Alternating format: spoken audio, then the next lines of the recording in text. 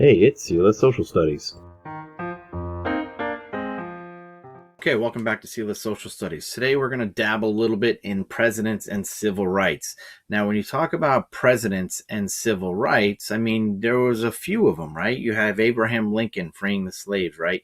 Harry Truman signed the executive order that desegregated the armed forces, and you have, Truman trying to support the civil rights movement. However, Southern Democrats were against it and he couldn't get the ball rolling enough. But we do have a couple of presidents who make some big strides in the civil rights movement. And here's the first guy right here, John F. Kennedy. President Kennedy won the election in 1960. He became the youngest person ever elected president. He was the first Roman Catholic to become president. A lot of people really liked John F. Kennedy. Like if you talk to people now, hey, well, who's your favorite president? A lot of people say John F. Kennedy. He has his set of proposals, which he calls the New Frontier. This is what Kennedy starts fighting for. And listen to them, they sound really good. Higher minimum wage and tax cuts to stimulate growth. People getting paid more, tax less. That means you have more money to spend.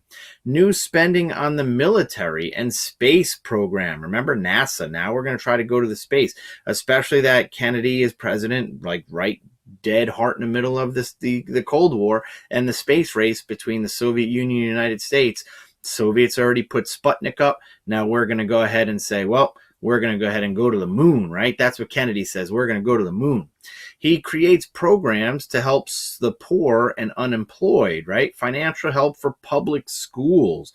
So John F. Kennedy is running on a really democratic platform.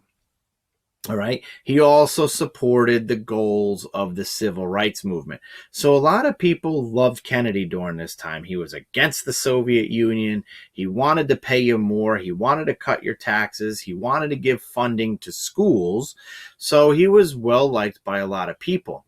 Unfortunately, Kennedy's, the whole aura of Kennedy was very short-lived. November 22nd, 1963, while traveling in a motorcade in Dallas, Texas, President John F. Kennedy is assassinated by Lee Harvey Oswald, who is a supposed communist sympathizer. It happened live on TV. It was videotaped, and it shocked the nation.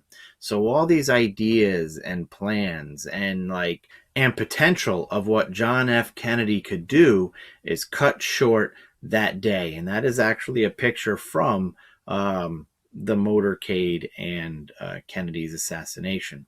Well, Kennedy's vice president, Lyndon B. Johnson, is quickly sworn in on Air Force One, and he vowed to continue Kennedy's work. Now, Lyndon Johnson and John F. Kennedy are two totally different type of people. Lyndon Johnson was loud, boisterous, tall. He was a large man, and he was very straightforward. He urged Congress to pass the Civil Rights Bill, and he signs the Civil Rights Act and the Voting Rights Act. Okay, so Johnson goes ahead and pushes forward Kennedy's civil rights ideas, and America really follows Lyndon Johnson. Johnson wins his re-election in 1964 by a huge margin. He has a program itself that he calls the Great Society, which includes Medicare and Medicaid to help senior citizens and low-income families healthcare, to afford healthcare. That's still going on today. The Head Start program gives local schools more than $1 billion to help students with special needs. He had a war on poverty, which created Department of Housing and Urban Development to help low-income families get better housing.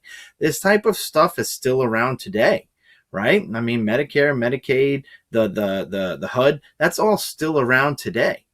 Congress quickly passes most of Johnson's legislation. A lot of them kind of were fearful of Lyndon Johnson. That's the type of guy that he was. But Lyndon Johnson really forced a lot of this stuff through Congress. I mean, so you have Kennedy, who has all this potential, right? But he's only elected president for 3 years until he's assassinated. But one thing that they're really fighting for is civil rights. All right, Kennedy's fighting for civil rights. His brother Robert Kennedy fights for civil rights. Lyndon Johnson signs the Civil Rights Act. He signs the Voting Rights Act, and we're going to go ahead and cover that in a little bit. But the presidents of the modern civil rights movement, where you have John F. Kennedy and Lyndon Johnson, really make an impact on civil rights. Now, why does it stop? Well, Lyndon Johnson has this plan that he calls the Great Society, right? Which is really going to start helping the poor in this country. Civil rights is really happening during the 50s and 60s. They're fighting. You have the sit-in movements with the Greensboro Four. You have the desegregation of schools, Brown versus Board of Ed. You have the Little Rock Nine, the Montgomery bus boycott, the Birmingham demonstration. You have a lot of stuff going on in the United States. However, towards the end of the 1960s, middle to end of the 1960s, this program, the Great Society, ends very quickly because of the Vietnam War, and we'll get into that. But all the funding that went towards the Great Society goes towards the Vietnam War.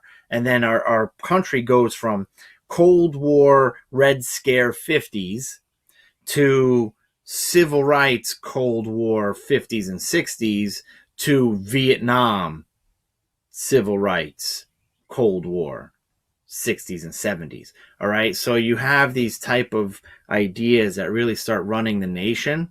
But these are really the two big civil rights presidents during the 1960s.